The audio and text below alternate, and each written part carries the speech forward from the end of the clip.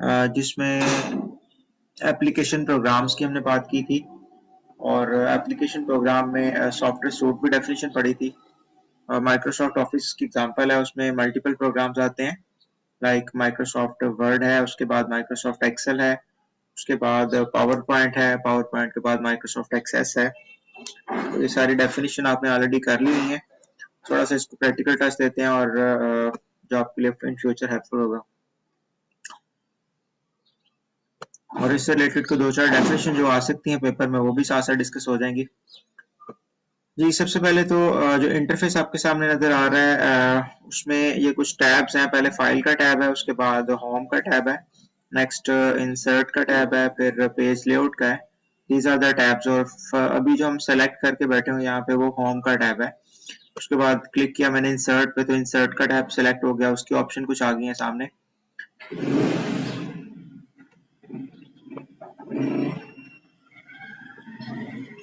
और थ्योरी में हमने डिस्कस किया था कि माइक्रोसॉफ्ट एक्सेल जो स्प्रेडशीट प्रोग्राम की कैटेगरी में आता है।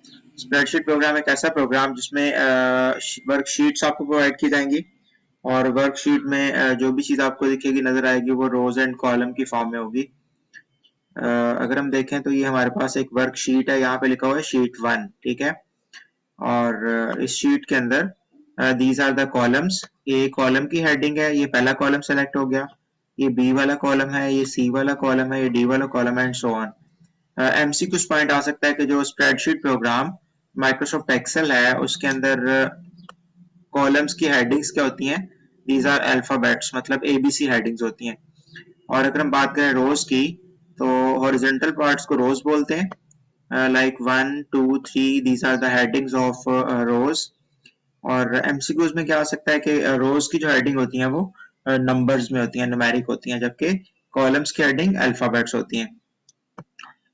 वर्कशीट की हम बात कर रहे हैं, स्प्रेडशीट का प्रोग्राम डिस्कस किया जा रहा है, माइक्रोसॉफ्ट एक्सेल उसकी एग्जांपल है।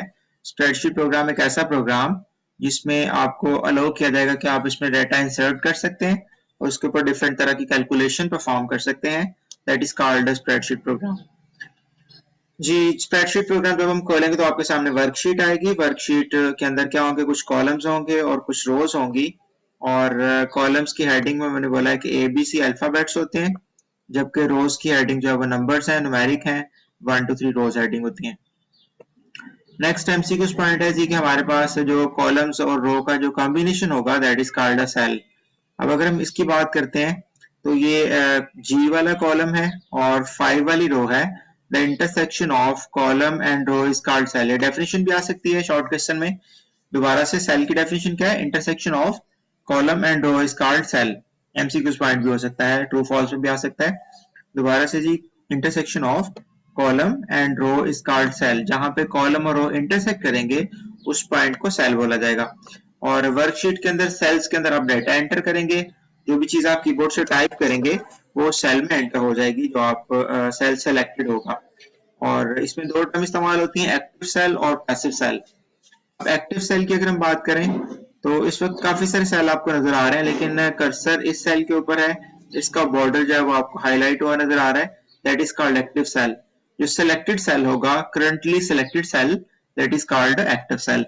और उसके बाद बाकी सारे के सारे सेल पैसिव सेल होंगे, जिसमें डाटा एंटर किया जा सकता है। जो सेल इस वक्त सिलेक्टेड है, इसके ऊपर बॉर्डर अपीयर हो रहा है, that is called active cell.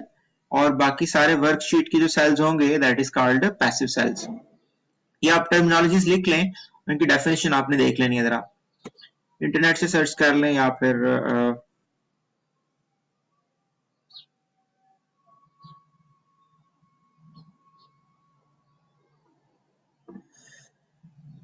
Ji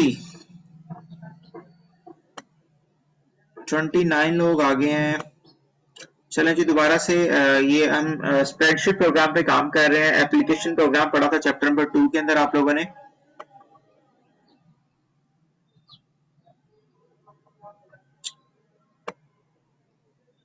boys को ऐड, सारों को ऐड किया मैंने तो।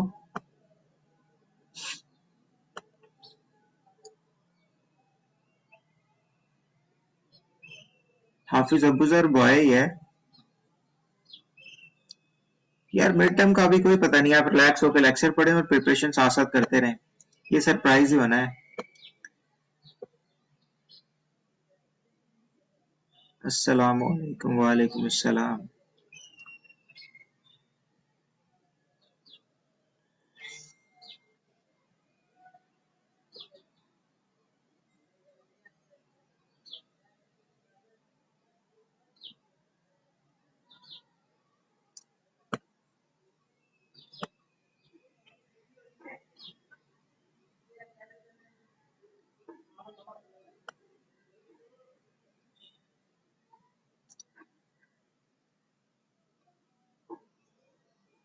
जी, मिड टर्म के लिए आपने चैप्टर 1 तैयार करना है, चैप्टर 2 तैयार करना है, चैप्टर 3 के टॉपिक्स हैं सीपीयू वाला और रजिस्टर्स वाला और साथ में पढ़ा था मेमोरी की टाइप सारी।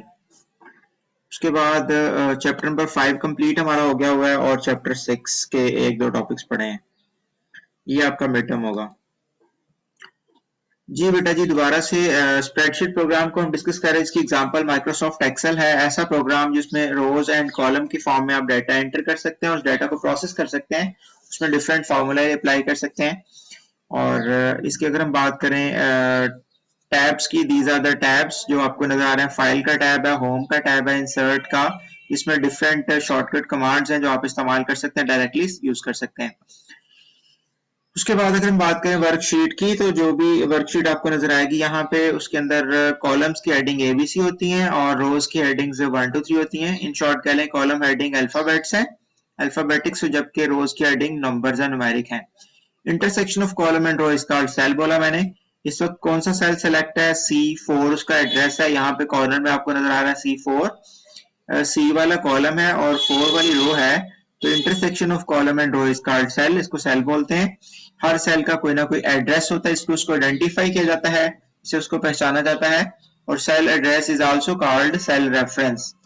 जी, इस वक्त कौन सा सेल सेलेक्टेड है? F8। इस वक्त कौन सा सेल सेलेक्टेड है? D9। अगर हम बात करें अभी कौन सा सेल सेलेक्ट तो D12 है। और जी 32 स्टूडेंट्स आ गए हैं जी। जी, इस वक्त कौन सा सेल सेलेक्ट है हमारे पास? F11। अगर हम बात करें यहाँ पे तो H5 सिलेक्टेड है और यहाँ पे इसका सेल का एड्रेस आ रहा है। पहले कॉलम का नेम जो H है, फिर रो का नंबर जो कि 5 है, H5 इसका एड्रेस बन जाता है। जो भी सेल मैंने बोला सिलेक्टेड होगा, एक्टिव सेल उसको बोलते हैं। और जो अनसिलेक्टेड सेल होंगे, जिस वक्त सारे सेल शीट के अंदर आपको नजर आ रहे हैं, that is these are called passive cells. और एक्टिव सेल के अंदर यूजर डाटा एंटर करेगा, कीबोर्ड जो भी टाइप करेगा वो एक्टिव सेल में एंटर हो जाएगा। जी, अब चलते हैं एक छोटी सी कैलकुलेशन की तरफ।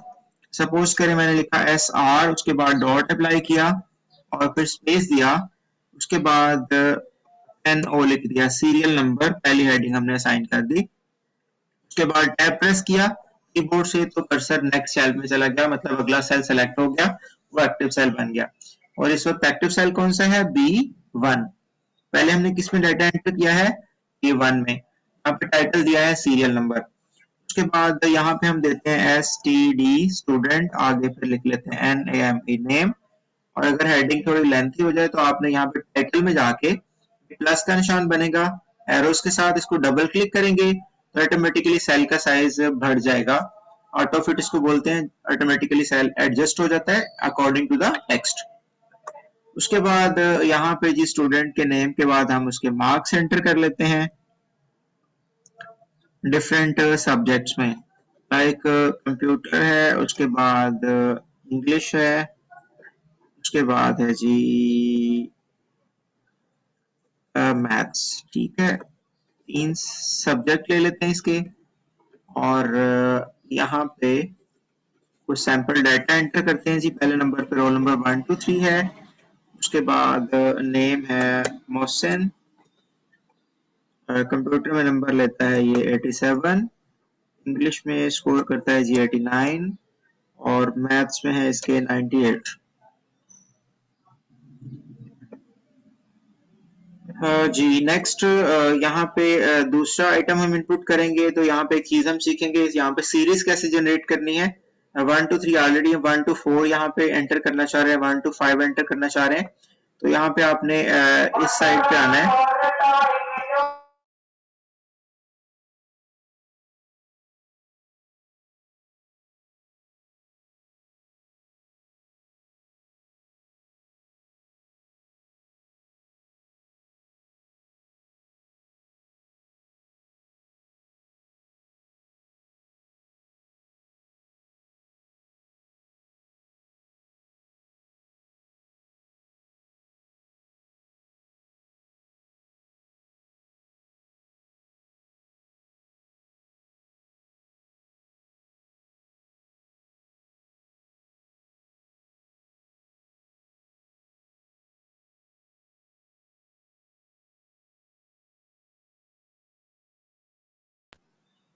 जी हम सीरीज बनाना चाह रहे हैं तो सेल को आपने सेलेक्ट करना है, इसमें आपने ऑलरेडी डाटा एंटर कर दिया है। उसके बाद ये प्लस का निशान थोड़ा मोटे वाला नजर आ रहा है, आपने इस कॉर्नर पे जाना है, इस वाले ये कॉर्नर पे, ये देखें ब्लैक निशान बन गया यहाँ पे ना, ब्लैक प्लस का निशान बन गया है। उसके साथ आपने कंट्रोल की प्रेस करनी है तो ये डबल प्लस का निशान बनेगा। उसके बाद आपने माउस को ड्रैग करना है,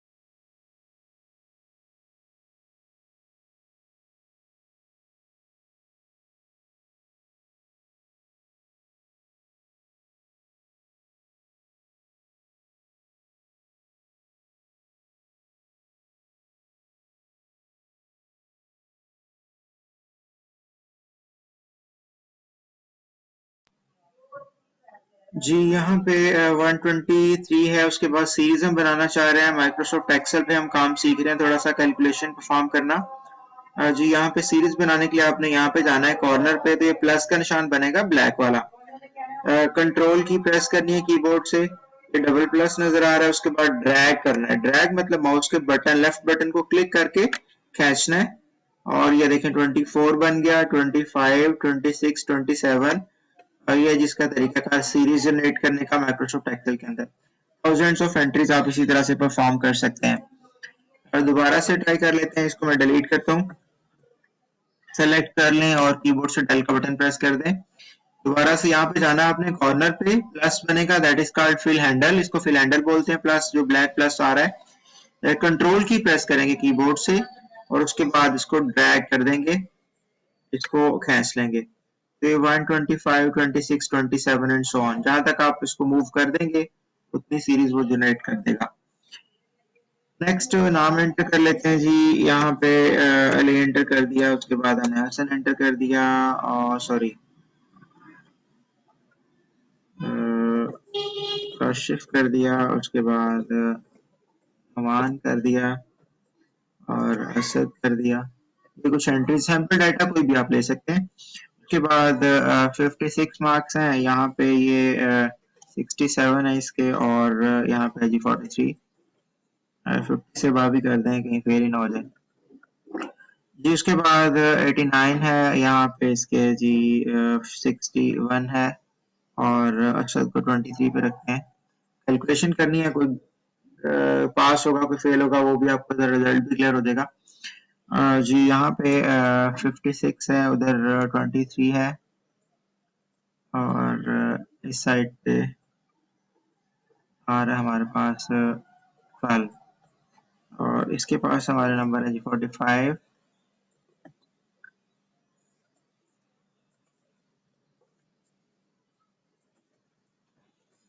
तो बच्चे सैंपल डाटा एंटर हो गया। उसके बाद थोड़ा सा इसको फॉर्मेटिंग कर लेते हैं ताकि हम इजीली इसको मैनिपुलेट कर सकें, या नजर भी आए आपको। इसका साइज बढ़ा लेते हैं, 18 कर दिया मैंने। उसके बाद इसका फॉन्ट चेंज कर लेते हैं, थोड़ा विजिबल हो जाएगा। और मैंने बोला कि अगर इसका साइज इंक्रीज हो जाए तो ये ना हेडिंग छुप जाती है, तो आपने क्या करना है, टाइटल बार पे जाना है, जहाँ पे ABC कॉलम हेडिंग्स हैं उसके कॉर्नर पे जाएंगे, डबल एरो बनेगा, इसको डबल क्लिक करेंगे, ये देखें स्टूडेंट नेम अपीयर हो गया। यहाँ पे डबल क्लिक किया तो सीरियल नंबर आ गया। उसके बाद इसको डबल क्लिक कर लिया हमने, यहाँ पे डबल क्लिक कर दिया और इसके अंदर डबल क्लिक कर दिया, ठीक है। नेक्स्ट इंपॉर्टेंट चीज है, जिसको सेलेक्ट करना है तो आपने शिफ्ट की को प्रेस करना है। ये देखिए कर्सर हमारा पहले सेल के अंदर है, और शिफ्ट की प्रेस करके एरो राइट वाला प्रेस किया मैंने, तो ये राइट वाला सेल भी सिलेक्ट हो गया। शिफ्ट प्रेस किए रखना है और राइट वाले एरो को प्रेस किया जहां तक सिलेक्शन करनी है। फिर डाउन एरो मैंने प्रेस किया कीबोर्ड से, एरो कीज में से ये सारा डाटा सेलेक्ट हो गया हमारा। दोबारा से फर्स्ट सेल में आए हम लोग। उसके बाद शिफ्ट प्रेस करके राइट वाला एरो प्रेस करते जाएं जहां तक सिलेक्शन करनी है, और फिर एरो डाउन को प्रेस करते जाएं जहां तक हम सेलेक्ट करना चाह रहे हैं। उसके बाद बड़ी इंपॉर्टेंट शॉर्ट की है हमारे पास, कंट्रोल 1। कंट्रोल की प्रेस कर किए रखनी है आपने, और साथ में 1 प्रेस करना है कीबोर्ड से। अल्फाबेट्स के ऊपर जो 1 2 3 होता है वहां से 1। ये एक हमारे पास डायलॉग बॉक्स आया है। It is a important formatting point MS Excel के अंदर। कुछ भी आप यहाँ से कर सकते हैं। ये देखें नंबर्स भी यहाँ से, अलाइनमेंट भी है, यहाँ से फॉन्ट भी है, बॉर्डर भी है, फिल है, प्रोटेक्शन। आप इवन के यहाँ पे प्रोटेक्शन लगा सकते हैं, डेटा को हाइड कर सकते हैं, लॉक कर सकते हैं ताकि कोई बंदा इसको डिस्टर्ब ना कर सके।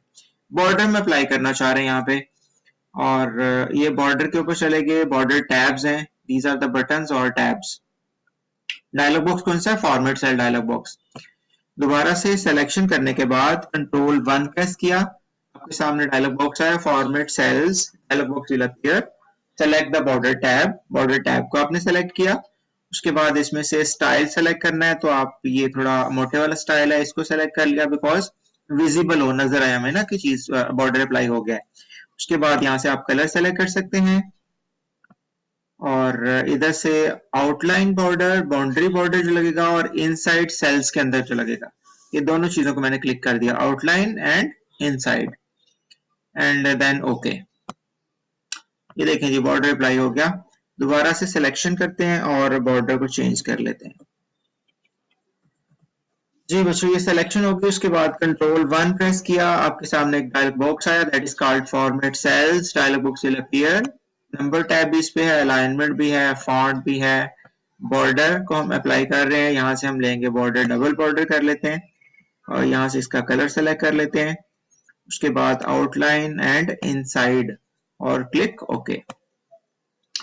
ले जी बॉर्डर अप्लाई हो गया। उसके बाद हम बैकग्राउंड फिलिंग करना चाह रहे हैं। यहाँ से हेडिंग्स को हमने सेलेक्ट कर लिया, और ये देखें होम का टैब सिलेक्टेड है। ये जो कलर है फिल कलर, इसको क्लिक किया, पैटर्न आपके सामने आ गया, और यहाँ से आपने बैकग्राउंड फिल कर दिया जाके। ठीक है, कोई भी आप कलर सेलेक्ट कर सकते हैं। उसके बाद नेक्स्ट जो राइटिंग लिखी हुई है उसका कलर चेंज करना है, तो यहाँ से फॉन्ट कलर इसको बोलते हैं, इसको हम चेंज कर सकते हैं। ये ग्रीन कर दिया हमने। नेक्स्ट कैलकुलेशन पे आते हैं जी। ये तो सैंपल डाटा हमने एंटर किया और थोड़ी सी फॉर्मेटिंग कर ली। जी क्या कैलकुलेट करना है हमने? इसके एवरेज मार्क्स कैलकुलेट करने हैं। पहले टोटल मार्क्स लेते हैं, या ऑब्टेन मार्क्स जो आपने पढ़ा हुआ है छोटी क्लासेस में, ऑब्टेन लिखा, उसके बाद ऑल्ट और एंटर किया। इसी सेल में सेकंड लाइन पे आ जाएगा MARKS मार्क्स। दोबारा से यहाँ पे एवरेज मार्क्स लिख के, एवरेज लिख के ऑल्ट और एंटर प्रेस करना है, MARKS मार्क्स। उसके बाद यहाँ पे रिजल्ट, यहाँ पे पास और फेल का क्राइटेरिया होगा। ये देखिए ऑटो फॉर्मेटिंग हो गई है, पीछे वाला उसने पिक कर लिया स्टाइल सारे का सारा, बिकॉज हमने एक ही लाइन में लिखा था और इनको दो लाइनों पे लिखा था, पीछे वाला स्टाइल पिक नहीं हुआ। तो इसको कॉपी करने के लिए फॉर्मेट पेंटर यहाँ पे लगा हुआ है, इसको क्लिक कर लें और इन दोनों पे आके पेस्ट कर दें, तो उसका भी ऑटोमेटिकली वैसा ही लिखा जाएगा। देखिए उसने नेक्स्ट लाइन को भी छोड़ दिया है, और नेक्स्ट लाइन पे लेके जाना तो डबल क्लिक करें दरमियान में और इसको इस तरह कर लें, एंटर कर दें। अब देखिए सेल सिलेक्टेड है हमारा। इधर से कीबोर्ड से F2 की प्रेस करेंगे, कर्सर की F2 फंक्शन की है, तो भी आप इसको ना नेक्स्ट लाइन पे शिफ्ट कर सकते हैं। यहाँ पे हम करेंगे डबल क्लिक। इस पे बॉर्डर नहीं लगा हुआ, बॉर्डर लगाने के लिए मैंने बोला था कंट्रोल 1 प्रेस करना है आपने, कंट्रोल 1, और यहाँ से जाके इसको बॉर्डर अप्लाई करते हैं, आउटलाइन, ओके जी। यहाँ पे फार्मूले है, ये जरा केयरफुली आपने देखने हैं। 3-4 फार्मूले मैंने कवर करवाने हैं जो मोस्ट कॉमनली यूज्ड है, 5-6 वो पेपर में भी आ सकते हैं, 3-4 फार्मूले शॉर्ट क्वेश्चन के तौर पे ना। और कीप इन माइंड कि यूनिवर्सिटी जो आपसे वैल्यूएशन करती है, पेपर लेती है, उसमें मोस्ट प्रोबेबली वो ये करती है 40% कि स्टूडेंट ने वर्क कितना किया और कंप्यूटर को यूज किया कि नहीं किया। तो इंटरनेट का इस्तेमाल, उसके बाद उसकी terminologies, Excel, Word, PowerPoint में थोड़ा बहुत काम आपको आना चाहिए। जो आपने काम किया होगा उससे रिलेटेड 2-4 शॉर्ट क्वेश्चन आ जाते हैं, ठीक है। तो वही स्टूडेंट अटेम्प्ट कर सकता है जिसने रट्टा तो लगाया होगा लेकिन उसने थोड़ा बहुत काम भी किया होगा। वो अनसीन, जैसे आप कहते हो ना कि चीज आ जाती है और वो चीज की होगी तो वो ऑटोमेटिकली आप वहां पे बैठ के लिख लोगे जी। इन वाले सेल्स के ऊपर भी बॉर्डर अप्लाई कर लेते हैं। कंट्रोल 1 प्रेस किया, बॉर्डर्स के लिए डायलॉग बॉक्स खुल रहा है, that is called format cell dialog box. Outline inside border is already selected, और ओके प्रेस कर दें जी। बच्चों केयरफुली आपने फार्मूले पे देखना, ऑब्टेन मार्क्स कैलकुलेट करने हैं। तीनों सब्जेक्ट के नंबर्स को हम जमा करना चाह रहे हैं, इक्वल साइन प्रेस करना है फॉर्मूला अप्लाई करने से पहले। ये भी एमसीक्यू पॉइंट है कि every formula in Microsoft Excel start with equal sign. हर फॉर्मूला कहां से स्टार्ट होता है? इक्वल साइन से।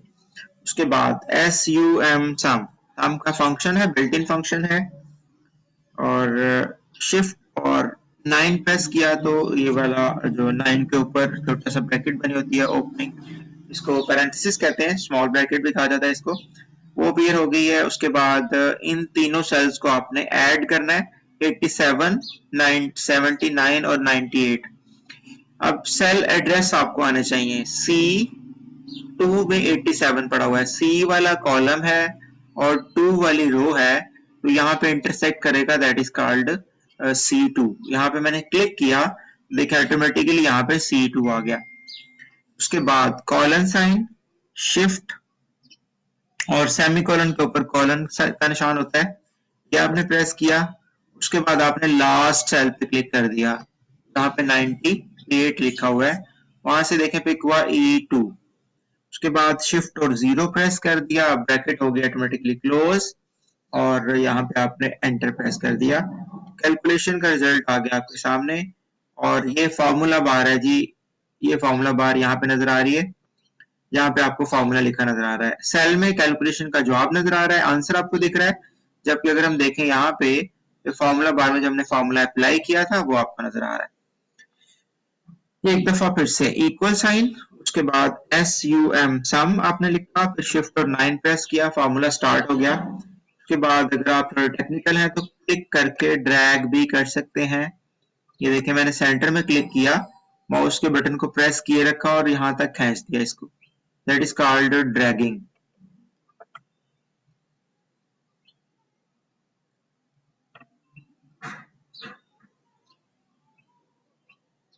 और ड्रैग करने से C2 से लेके E2 तक ऑटोमेटिकली रेंज बन गई है, ब्रैकेट को हमने कर दिया क्लोज। उसके बाद एंटर प्रेस कर दें।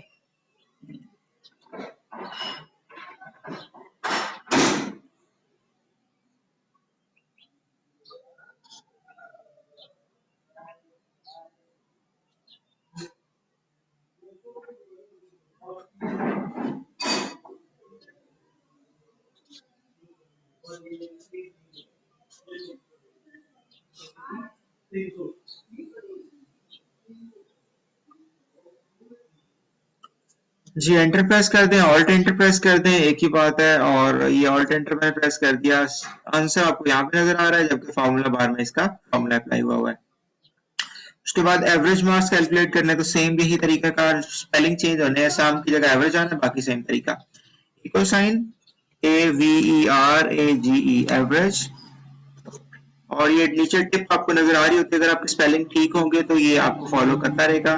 जब भी आप स्पेलिंग गलत करेंगे, लाइक मैंने यहाँ पे डबल ए लिख दिया तो वो नीचे से डिसअपियर हो गया, तो आपका फॉर्मूला गलत हो गया। और जी एवरेज, उसके बाद पेरेंथेसिस स्टार्ट करनी है, और यही रेंज क्लिक करके ड्रैग करना है यहाँ तक, ये C2 से E2 तक। आप कीबोर्ड से टाइप भी कर सकते हैं। ये देखिए मैंने लिखा C, उसके बाद लिखा 2, आगे लिखा कॉलन साइन, उसके बाद लिख दिया E, उसके बाद लिखा 2, और ये ऑटोमेटिकली रेंज सेलेक्ट हो गई है।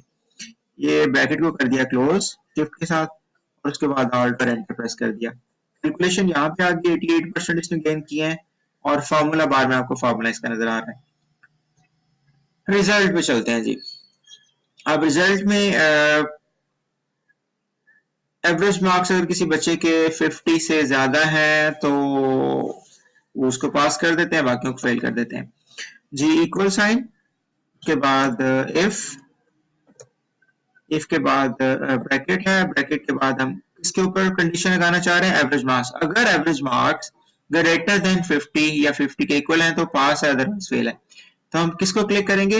इक्वल साइन लिखा, फिर इफ लिखा, अगर ब्रैकेट स्टार्ट की, अगर क्या एवरेज मार्क्स, उसको क्लिक कर दिया तो एड्रेस आ गया G2।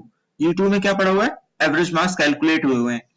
तो अगर G2 ग्रेटर देन, शिफ्ट के साथ सिंबल आएगा ग्रेटर देन का कीबोर्ड से, उसके बाद इक्वल साइन भी कीबोर्ड से आएगा, कितने 50 है तो कॉमा, उसके बाद डबल कोट्स, इन्वर्टेड कॉमा से आप कहते हो, पास, डबल कोट बंद कर देना है, कॉमा, उसके बाद डबल कोट्स, और फेल, और डबल कोट को क्लोज कर देना है।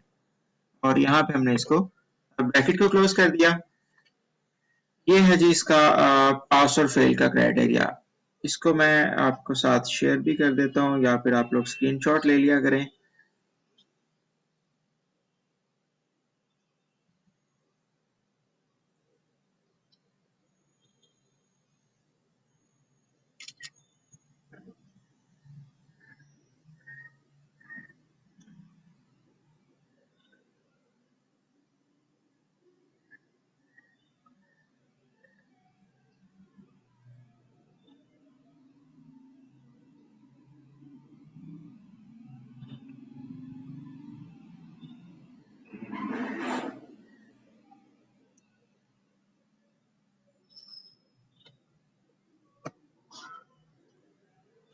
जी ये कैलकुलेट हो गया हमारा पास और फेल का क्राइटेरिया। अब इसको आपने नेक्स्ट फार्मूला कोई अप्लाई नहीं करना, सिंपली आपने इसको ड्रैग करना है। ड्रैग करने का तरीका क्या है, कॉर्नर पे आना है और फिल हैंडल को इस तरह से आपने खींच लेना है। जो फार्मूला आपने ऊपर लगाया वही नीचे कॉपी हो जाएगा। और इसी तरह से एवरेज आपने कैलकुलेट कर लिया और इसको ड्रैग कर देना नीचे। ये कैलकुलेशन होगी हमारी और इसी तरह से हमने इसको कॉपी करना है और ड्रैग कर देना है। तो यहाँ पे देखें ये सॉरी ये 3 स्टूडेंट पास है, उसके बाद ये चौथे वाला फेल है बिकॉज इसकी 43% बन रही है एवरेज और ये भी 40 पे आ रहा है, इसके लिए ये भी फेल है। ठीक है, तो एक दफा आपने फॉर्मूला अप्लाई कर दिया, उसके बाद आप थाउजेंड्स ऑफ स्टूडेंट्स का विद इन सेकंड्स कैलकुलेशन कर सकते हैं। ये हो गया इफ कंडीशन। उसके बाद एवरेज का मैं आपके साथ शेयर कर देता हूँ।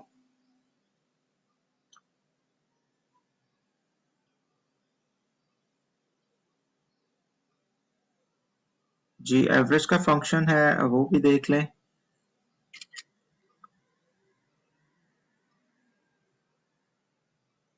और इसी तरह से जो सम का हमने फॉर्मूला अप्लाई किया है उसको भी मैं शेयर करता हूँ।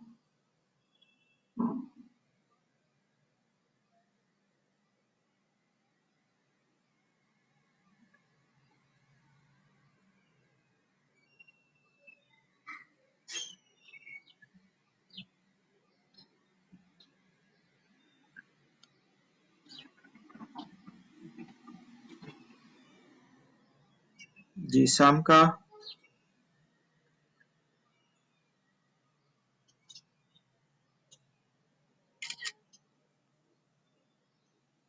फार्मूला बार को आपने देख लेना है, वहां पे मैंने इसको ना हाईलाइट करके फॉरवर्ड कर दिया है।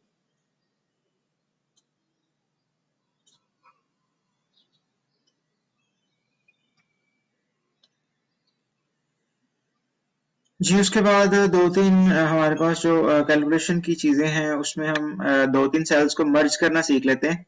ये मैंने 4 सेल सेलेक्ट किए हैं, उसके बाद होम टैब सेलेक्टेड है। ये ऑप्शन आ रही है मर्ज एंड सेंटर, इसको क्लिक करेंगे, ये चारों सेल एक सेल में तब्दील हो गए हैं। यहाँ पे हम देख लेते हैं टोटल स्टूडेंट्स कितने हैं, TOTAL टोटल। और स्टूडेंट्स ये हेडिंग दे लेते हैं, समरी रिपोर्ट हम बनाने जा रहे हैं। इसी तरह नेक्स्ट 4 सेल सेलेक्ट करने हैं आपने एरो राइट वाला यूज करके, इनको मर्ज कर लेते हैं और इसमें लिख लेते हैं जी पास स्टूडेंट्स कितने हैं इक्वल। इस तरह नेक्स्ट 4 सेल्स को सेलेक्ट करके मर्ज एंड सेंटर पे क्लिक करके इधर नंबर ऑफ फेल स्टूडेंट्स,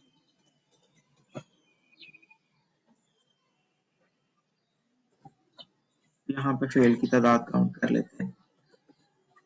इन तीनों के ऊपर हमने बॉर्डर अप्लाई करना है। सिलेक्शन कर लेनी है, उसके बाद Ctrl+1 प्रेस करना है, वही डायलॉग बॉक्स आएगा। उसके बाद आपने बॉर्डर का स्टाइल सेलेक्ट करना है, बॉर्डर का कलर सेलेक्ट करना है और आउटलाइन और इनसाइड पे क्लिक कर देना है और ओके हो गया। ठीक है, ये हमारी सिलेक्शन हो गई। उसके बाद इसका साइज इंक्रीज कर लें, समरी रिपोर्ट थोड़ी सी प्रोमिनेंट होनी चाहिए, इसको 20 कर लिया। उसके बाद बोल्ड कर लें, बैकग्राउंड कलर फिल कर लें।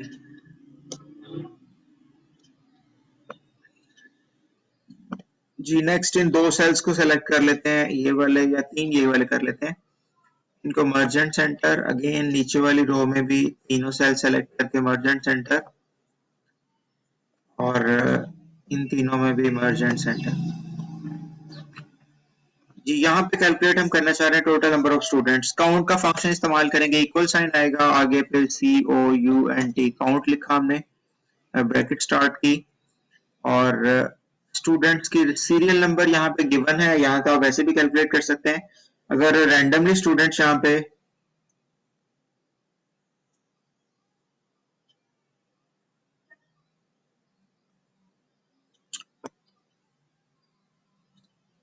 अच्छा, कुछ बच्चे कह रहे हैं लैपटॉप नहीं है, कंप्यूटर नहीं है। कंप्यूटर नहीं है बेटा, आप ना इस ऑफिस आपके मोबाइल में भी हो जाता है। चलें बाकी देख लें, मैक्सिमम इंशाल्लाह यकम से कॉलेज खुल जाए ना, आपको लैब 1-2 दिन करवा दूंगा कॉलेज में ना, डोंट वरी। जी काउंट इक्वल साइन, उसके बाद COUNT काउंट, काउंट का फंक्शन हमने यूज किया, और मैंने बोला कि आपने न्यूमेरिक डाटा यहाँ पे लेना है, लाइक सीरियल नंबर जो है ना उधर से हम इसको पिक करेंगे। तो ये आपने यहाँ से लेके यहाँ तक ड्रैग कर दिया, A2 से लेके A6 तक कैलकुलेशन हो गई, सारों को काउंट कर देगा, ठीक है। ब्रैकेट क्लोज कर देनी है, उसके बाद आपने एंटर प्रेस कर देना है, ये होते हुई काउंटिंग। उसके बाद equal sign COUNT count if, count if का फंक्शन है कि सिलेक्टेड डाटा काउंट करना है अगर कंडीशन पूरी हो रही है तो काउंट इफ में जाना है और इसकी रेंज लेनी है आपने, पास और फेल की काउंटिंग करनी है। तो आपने क्या करना है, रिजल्ट वाले सेल को यहाँ से ड्रैग कर लेना है, ये पहले सेल से लेके एंड वाले सेल तक, H2 से लेके H6 तक आ गया, उसके बाद कॉमा लगा देना है, इसको काउंट करना है इस रेंज में, डबल कोड में बता देना है PASS पास। तो यहाँ पे नंबर ऑफ पास की तादाद बता देगा, फंक्शन कौन सा है, काउंट इफ का। उसके बाद ये देखें 3 पास है, कहता है तीनों उसने काउंट कर लिए। इस तरह count if COUNT count if, और ब्रैकेट स्टार्ट कर ली, और रिजल्ट वाली रो को आपने कॉलम को ड्रैग कर दिया, उसके बाद कॉमा, कॉमा के बाद डबल कोट्स के बाद यहाँ पे फेल की हेडिंग देनी, दो चीज काउंट करवानी है आपने, वो लिख लेना है। ये जी इसको फार्मूला को हमने अप्लाई कर दिया, ये फार्मूला मैं आपके साथ शेयर कर रहा हूँ। उसके बाद रिकॉर्डेड लेक्चर भी इंशाल्लाह अपलोड कर दूंगा, उसका लिंक आपके साथ शेयर कर दूंगा। ये जी काउंट इफ को किस तरह से यूज करना है ये भी आपके सामने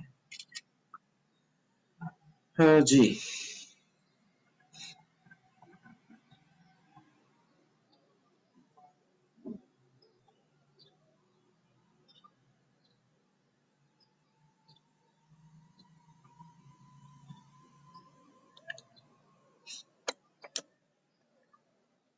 इनको भी हम सेम बॉर्डर अप्लाई कर लेते हैं, Ctrl+1 प्रेस करना है आपने, उसके बाद आउटलाइन इनसाइड पे क्लिक कर दें एंड क्लिक ओके। जी बच्चों आज हमने सीखा क्या है, टाइप बार के अंदर आपने ये दो सेल, एक सेल के अंदर 2 लाइनों पे लिखवाना है, तो Alt एंटर प्रेस करना है, उसके बाद बॉर्डर अप्लाई करना है, तो शॉर्टकट की मैंने बताई है Ctrl+1 प्रेस करना है, डायलॉग बॉक्स आएगा, वहां पे बॉर्डर के टाइप को क्लिक करना है, उसके बाद फॉन्ट का साइज इंक्रीज करना डिक्रीज, वो तो आपके सामने यहाँ पे है, फिल कलर बैकग्राउंड यहाँ से फिल किया, उसके बाद कलर को चेंज यहाँ से हमने कर लिया, और फिर कम से कम जो हमने फंक्शन पढ़े हैं वो सम का पढ़ा है, उसके बाद एवरेज का पढ़ा है, इफ कंडीशन हमने पढ़ ली है, उसके बाद काउंट इफ पढ़ लिया, काउंट पढ़ लिया, ठीक है। ये और एक दो चीजें हैं, 1-1.5 मिनट है अभी, यहाँ पे मैक्सिमम मार्क्स भी काउंट कर लेते हैं किसके हैं और कितने हैं, और मिनिमम मार्क्स कितने बच्चे ने गेन किए हैं, ताकि टीचर की रिपोर्ट बन जाए कि टीचर ने कितना अच्छा पढ़ाया है और उसके स्टूडेंट्स कितने कितने मैक्सिमम स्कोर कर रहे हैं। जी मैक्सिमम MAX मार्क्स, और उसके बाद मिनिमम मार्क्स।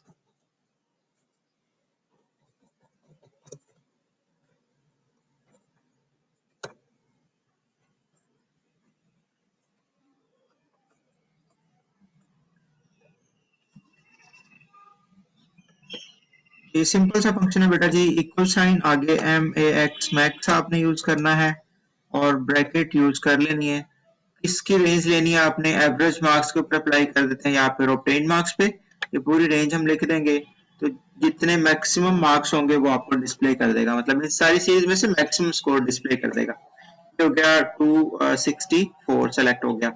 इसी तरह से मिनिमम की बात हम कर रहे हैं, तो मिनिमम के लिए मैंने 3 सेल्स को सेलेक्ट किया, मर्ज किया, इक्वल साइन, फंक्शन का नाम चेंज करना है, बाकी सारा सेम, min ब्रैकेट स्टार्ट, उसके बाद रेंज देनी है आपने, ड्रैग करके F2 से F6 तक आ गया, ब्रैकेट क्लोज की, एंटर प्रेस किया, ये 122 मार्क्स है वो हमारे मिनिमम आ गया है। बॉर्डर अप्लाई करना है, साइज इंक्रीज करना है और